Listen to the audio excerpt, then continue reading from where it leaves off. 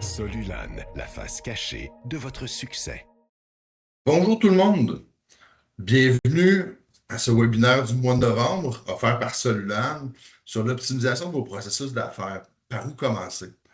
On s'entend, les processus d'affaires, il y en a plusieurs dans une entreprise et puis votre but en tant qu'entrepreneur, en tant que dirigeant de PME, c'est toujours d'essayer puis là je m'excuse de l'anglicisme, là, mais de les streamliner, hein, de les rendre le plus efficaces possible. Puis c'est ce qu'on va essayer de démystifier aujourd'hui parce que il y a tellement de processus dans une entreprise. Par où on commence? OK? Euh, Première des choses, je me présente, Martin Boutin, spécialiste au niveau du développement des affaires et ambassadeur chez Solulan. Et puis, il y a mon collègue Éric Sauvé, qui est directeur du département d'intelligence artificielle et des Power Platforms chez Solulan. On Enchanté.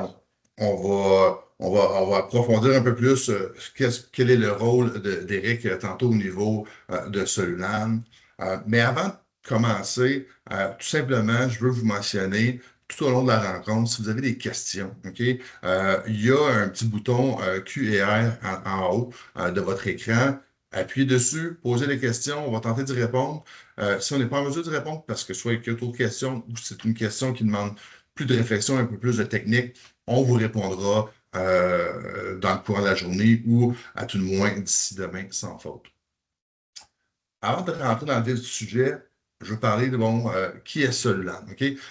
Plusieurs d'entre vous sont déjà clients chez nous. Ceux qui ne le sont pas, simplement prendre une petite minute là, pour vous dire qui on est.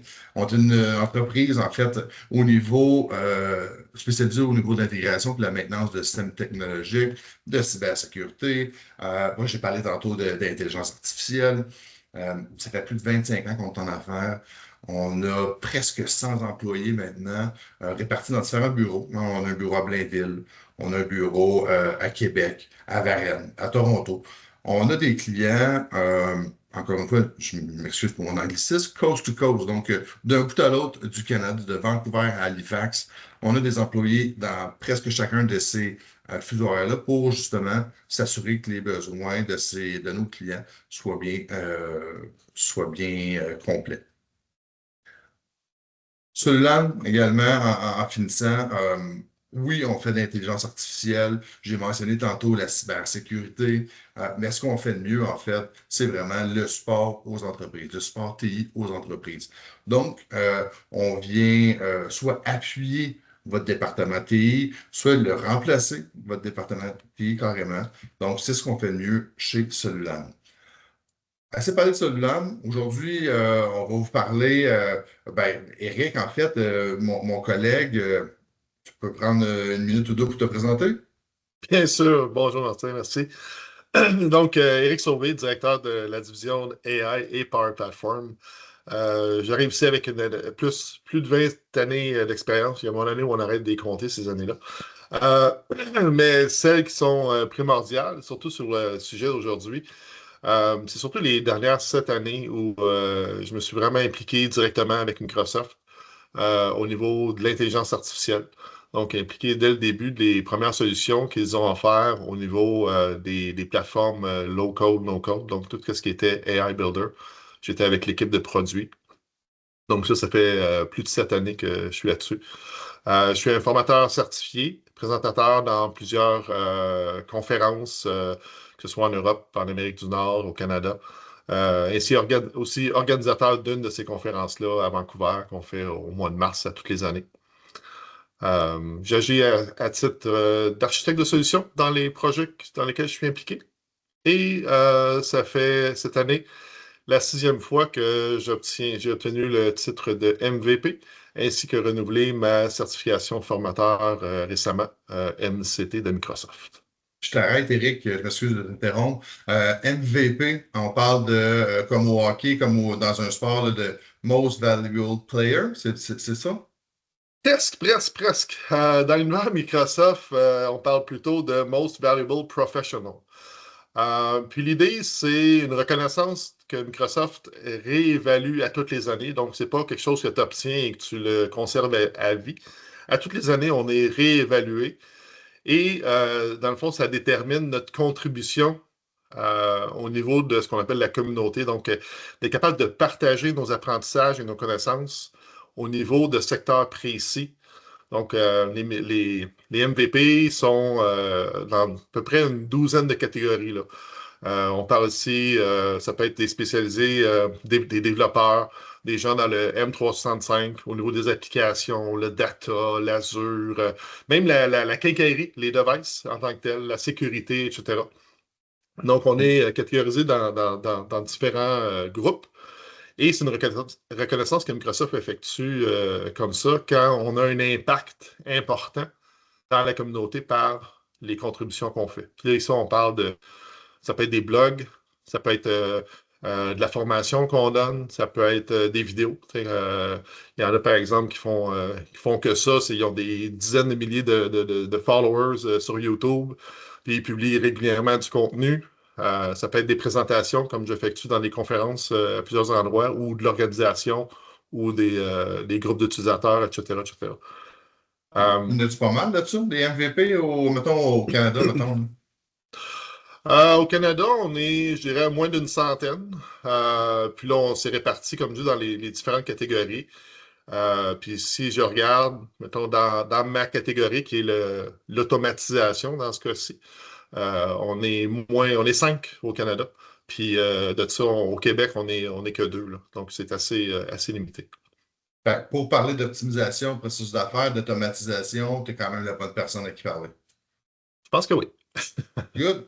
J'arrête de t'interrompre. Ben, c'est pas vrai. Je vais continuer de t'interrompre, mais continue, mon cher. Super, super. Merci, Martin. Donc, aujourd'hui, ce qu'on va tenter de couvrir, euh, ça va être en premier, je vais vous présenter quelques exemples d'optimisation qu'on a effectuées. Ça va vous permettre de vous situer, de peut-être vous faire le lien avec des situations auxquelles vous faites face. C'est l'objectif qu'on veut là. Après ça, on va passer sur comment identifier justement les bons processus. Des genres de questions à se poser pour savoir quel processus on pourrait optimiser rapidement. Ensuite, on va passer sur ce qu'on appelle la méthodologie Solulane, où juste vous présenter un peu comment on gère ou on organise les projets d'optimisation. Et finalement, regarder comment on peut générer des gains qui sont rapides et mesurables et comment on peut vous accompagner au travers de cette aventure-là. Commençons donc justement par des exemples concrets. Ça va permettre aux gens qui sont là de visualiser certains de leurs process à l'interne, puis de faire des liens là, par rapport à, c'est ça, au processus qui pourrait peut-être améliorer là, chez eux. Yes. Puis aujourd'hui, on en a sorti 3. On aurait pu en sortir on en a des dizaines et des dizaines d'exemples, là. Je pense que à l'intérieur d'un webinaire comme celui-ci, là, on va être quand même efficace. On en a sorti 3 qui nous semblent pertinents. Puis les gens peuvent se référer à ça.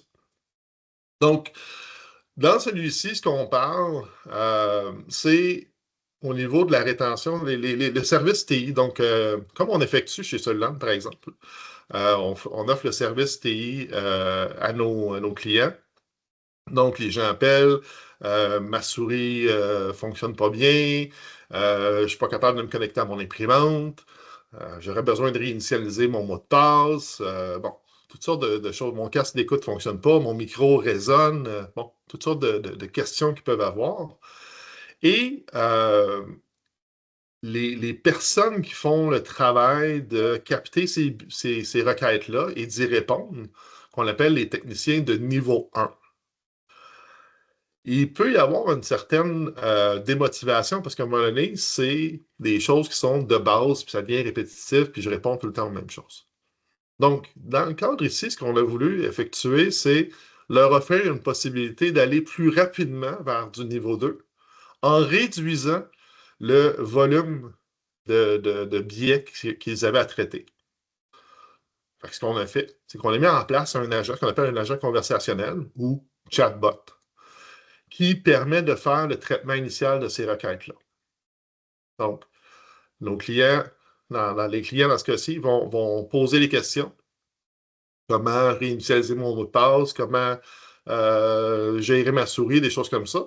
Et si c'est un des éléments qui est reconnu, donc qu'on a déjà la réponse assez simple, on a une procédure, on a une banque de procédures qui est en place, à ce moment-là, l'agent conversationnel, le chatbot, va être en mesure de répondre. Ça nous amène vers quoi? Ça nous mène vers justement un déplacement des billets vers, pas des billets, mais les techniciens vers le traitement de billets niveau 2. Donc, on a une meilleure rétention de ces employés-là. Et derrière ça, il y a une satisfaction au niveau des clients ou des employés parce qu'on met ça aussi de l'avant à l'interne, vers des employés à l'interne. C'est amélioré parce qu'on est en mode libre service pour le traitement des billets. Puis ce qu'on a pris ici comme base technologique pour répondre à ça, c'est Copilot Studio avec une intégration dans Teams.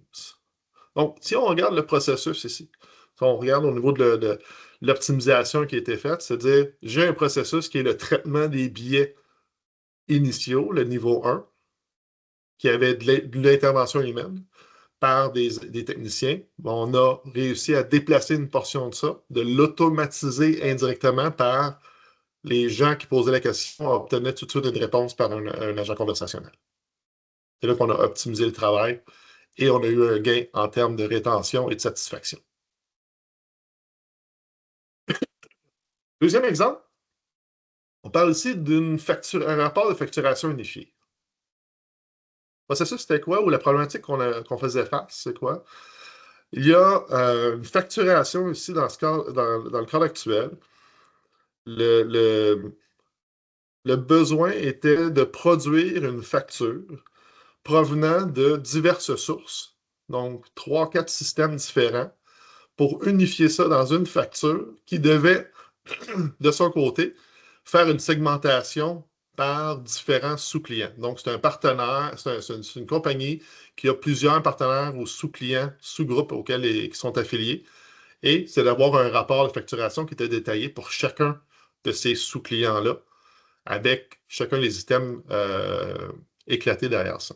Donc, le processus, générer une facture mensuelle détaillée pour ce client-là par catégorie de sous-clients, nécessitait, comme je mentionnais, d'aller dans 3-4 systèmes différents, chercher l'information, la copier-coller dans un Excel, faire la combinaison de tout ça et finalement produire le rapport et l'envoyer au client. Donc ici, ce qu'on a fait, c'est avec des solutions d'automatisation comme Power Automate. On a mis en place une procédure automatisée qui va récupérer cette information-là, donc dans les 3-4 systèmes en question, va chercher l'information, va l'assembler et faire une mise en forme, une mise en page de cette information-là dans un tableau qui, justement, va dire, bon, ben, pour ce sous-client-là, pour tel produit, tel produit, tel produit, tel produit, voici les quantités. Donc, de pouvoir faire un rapport de refacturation derrière ça. Donc, dans le processus, les gains qu'on a eus ici, en optimisant ça, une grande réduction du risque d'erreur. Donc, dans tout processus manuel, quand je fais du copier-coller, je peux sélectionner peut-être le chiffre au complet ou j'oublie les chiffres après la virgule ou j'ai pris la mauvaise information, je n'ai pas bien copié-collé. Ça peut arriver. Là, ici, on est de la mécanique qui est automatisée. Ces risques d'erreur-là sont réduits. L'effort d'assemblage, donc d'effectuer ce rapport-là, le temps brut, entre guillemets, de la personne, donc le coût derrière ça, c'est 4 heures mensuellement qui était pris pour faire ce rapport-là. Donc, on a un impact au niveau des coûts tout de suite. On passe de 4 heures à 0 ou quelques minutes pour revalider le rapport avant qu'il soit envoyé. Donc, ça a un impact direct au niveau des coûts d'opération. Et, non négligeable non plus, on réduit le délai de livraison au client. Donc, au lieu que ça soit en 1 à 2 semaines pour que le client obtienne la fameuse facture, ben dans ce cas-ci, c'est au moment même. Parce que la personne qui effectuait cet assemblage-là est occupée à différentes choses. Donc, ça peut passer, on commence un petit peu ici, puis après ça, je vais en faire autre chose, je reviens, je ne suis pas trop motivé, je n'ai pas le temps, j'ai d'autres priorités. Donc, ça pouvait prendre 1 à 2 semaines avant que ce rapport-là soit produit. Donc là, on arrive au moment où c'est attendu par le client. Il est produit et il est obtenu.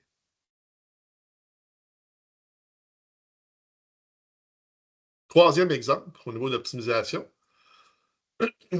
Dans ce cas-ci, on parle de traitement des courriels entrants. Donc, ce qu'on a, c'est une compagnie qui reçoit beaucoup de commandes et de questions dans une boîte courriel générale.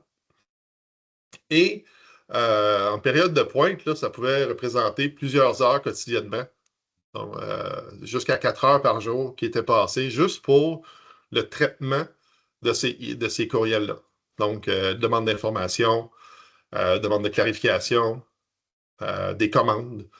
Puis justement, pour les commandes, ben, on parle de centaines de commandes qui peuvent être reçues par là. Et oui, les gens appellent, puis les gens ont des plateformes automatisées derrière, mais il y en a qui vont de la bonne vieille façon dire, pouvez-vous venir faire une livraison aujourd'hui? Voici ma commande. Donc, dans ce cas-ci, on a pris un mélange de Copilot Studio et de Power Automate pour mettre en place un processus automatisé, donc un agent autonome dans ce cas-ci, qui va, d'une part, interpréter le fameux email qui est reçu. Donc, il va regarder c'est quoi la raison du message qui est reçu. Est-ce que c'est une demande d'information? Est-ce que c'est une commande, etc. Et selon l'interprétation qu'il en fait, va, d'une part, peut répondre à la question si c'est une base de connaissances établie. Donc, un peu comme ce qu'on disait tantôt, au niveau du service TI, s'il y a une base de connaissances qui est connue, il va pouvoir donner une réponse basée sur ça. Ou si, par exemple, c'est une commande qui fait partie du message, dans ce cas-là, c'est envoyé dans le système financier pour placer la commande au nom du client. Donc là, ça va faire automatiquement cet élément-là, d'où la notion d'agent autonome.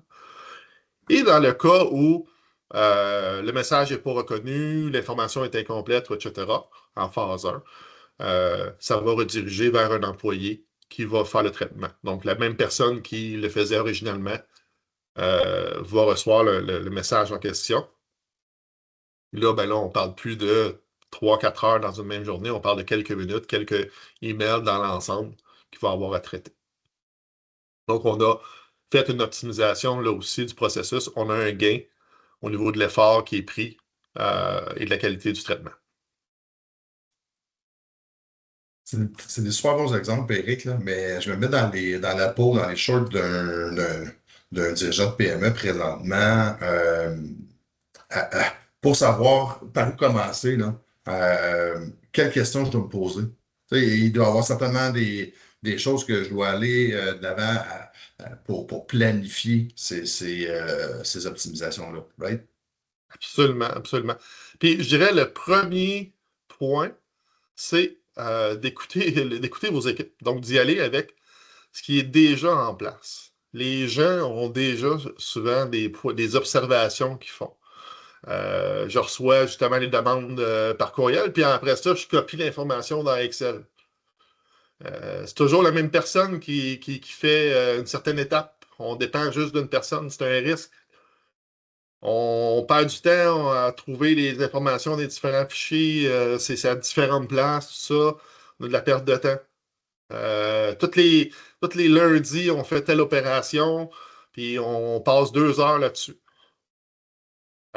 Puis même des fois, les gens vont déjà avoir une idée, ben, il me semble qu'on pourrait automatiser ce bout-là. Il faut déjà, premier lieu, c'est même pas se poser la question, c'est juste d'ouvrir les oreilles, d'avoir les antennes un petit peu, de faire le tour, sonder nos gens. Ils ont déjà souvent des éléments de réponse de leur côté. Sinon, on y va avec des questions bien de base. Ben, justement, on fait l'analyse, puis on va regarder, ben, on se pose la question, c'est quoi les tâches qui reviennent à chaque semaine ou à chaque mois? L'exemple que je donnais tantôt, la facturation. À tous les mois, ça revient. Ben, si c'est récurrent, il y a un potentiel d'être capable de l'optimiser, de l'automatiser. Parce qu'il y a des tâches qui sont dites manuelles. Là, on s'entend, on a un temps informatique. Le terme manuel n'est pas toujours nécessairement le bon qualificatif à utiliser, mais on s'entend. S'il y a un humain qui prend quelque chose, qui prend la donnée d'un côté ou qui fait la saisie d'informations, c'est en guillemets manuel ou répétitif. Ben, là aussi, j'ai des belles opportunités d'optimisation, comme je mentionnais tantôt, au lieu de copier-coller, mais qu'un mécanisme, qu'un automatisme va prendre l'information et le mettre dans l'autre système. Qu'est-ce qui ralentit ou complique le processus? On parle le cas de la facturation mensuelle que je mentionnais.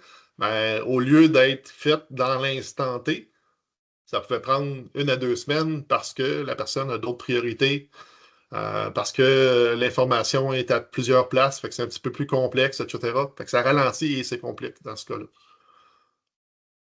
Qui intervient dans les différentes étapes d'un processus? Ça va nous aider à pouvoir déterminer justement quel genre de mécanisme on va mettre en place. On parlait tantôt des techniciens niveau 1, par exemple. Quel genre d'informations ils traitent ou quel genre de compétences on a besoin. Si on a Martin qui a à intervenir sur les dossiers, ben peut-être ça va prendre différentes compétences. Il faut regarder un peu c'est qui les personnes. Puis justement, au niveau des personnes, ben, si c'est une expertise particulière, par exemple, si on a besoin d'une expertise d'ambassadeur, ben là, c'est sûr qu'on va faire appel à Martin. Si on a besoin d'une expertise plus marketing, ben, on pourrait faire appel à Joanie. Mais en cherchant ça, là aussi, on peut voir est-ce qu'il y a des possibilités d'optimiser ou d'automatiser des portions selon la compétence qui est requise. C'est le genre de questions, pour revenir au point, quel genre de questions, c'est des genres de questions qu'il faudrait se poser. OK, OK. Merci pour ça. Certainement, une méthodologie en arrière de ça. Là, on ne vient pas automatiser certains processus à la vie à la vie comme je te pousse. Là. Donc à ce moment-là, quelle est quelle est la méthodologie qui a été développée par l'équipe dans ton département, Eric? Oui. Puis, Cellulan, ça fait plus de 25 ans qu'on est en affaires, puis on Oui. a bâti une réputation solide sur la qualité. Et c'est un des points de force qu'on a voulu s'assurer de maintenir au niveau de nos projets d'automatisation. Le premier élément, c'est on s'assure de structurer comment on va prendre les informations. On utilise des outils à l'interne, on appelle ça Azure DevOps, mais l'idée, c'est que tous les requis vont être documentés. Donc, tous les éléments qu'on va capturer, ils vont être documentés et ils vont être accessibles aux clients. Et on fait participer le client dans ce processus-là. Donc, on va décrire c'est quoi les tâches qui sont à faire, le requis en question, et on va faire participer le client sur la révision, l'acceptation de ça. Le client va nous dire qu'est-ce que je m'attends derrière ça, c'est quoi les critères d'acceptation, etc. Donc, le client a accès à cette information-là et est une partie prenante et participante derrière ça. Deuxième élément, on va prioriser les différents éléments. On va utiliser la méthode qu'on appelle Moscow, qui est basée sur le fait de must-have. Qu'est-ce qu'on doit avoir? Qu'est-ce qui doit faire partie absolument de notre livrable, notre minimum viable? Et ça, on va dire MVP, on va l'utiliser, le minimum viable product, on va dire. Donc, le premier élément, les éléments qui vont être en tête de liste, c'est ce qu'on doit avoir. Après ça, en deuxième priorité, on va mettre qu'est-ce qu'on devrait avoir. What we should have. Donc, qu'est-ce qui est important, mais qui n'est pas nécessairement urgent? C'est ce qu'on va positionner derrière ça. On va suivre par qu'est-ce qu'on pourrait avoir? Le fameux nice to have. Ça serait bien d'avoir ça, même si on ne l'a pas, on est correct. On se le garde plus comme si on est dans le budget et qu'on a le temps prescrit, qu'on a encore de la place, on pourrait les considérer. Puis le dernier et non le moindre, c'est qu'est-ce qui est hors périmètre? Qu'est-ce qu'on ne devrait pas inclure? C'est important de le cibler, c'est important de le laisser, parce que c'est ce qui permet de dire on l'a capturé, puis on enlève l'inquiétude des gens. Ça reste là. Donc, on a structuré, on a priorisé et on agit rapidement. Donc, on va travailler notre développement des automatisations, de l'optimisation. On va travailler dans un modèle qui est de type agile. Ça veut dire quoi, dans le fond? C'est qu'on fait des boucles, des itérations, qui vont être généralement de 2 semaines. On fait du développement et on vous livre, on vous le présente, on vous implique dans la révision de ce qui est mis de l'avant pour être capable d'ajuster le tir si jamais On, des fois, on va parler de façon théorique, mais quand c'est devant nous, on se rend compte, oh, c'est pas tout à fait comme je voulais. Ça va permettre d'ajuster le tir. Donc, on a priorisé, on a structuré, on a priorisé, puis on est capable d'agir rapidement. On s'entend que dans tout ça, l'intelligence artificielle joue quand même une grande place pour ce qui est de l'automatisation et de l'optimisation de processus.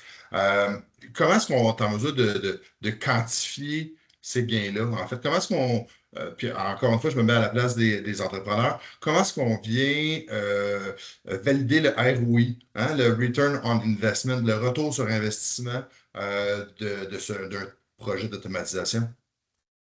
Ben, d'une part, il y a déjà des données là, qui sont sorties dans les analyses grand marché qui ont été effectuées.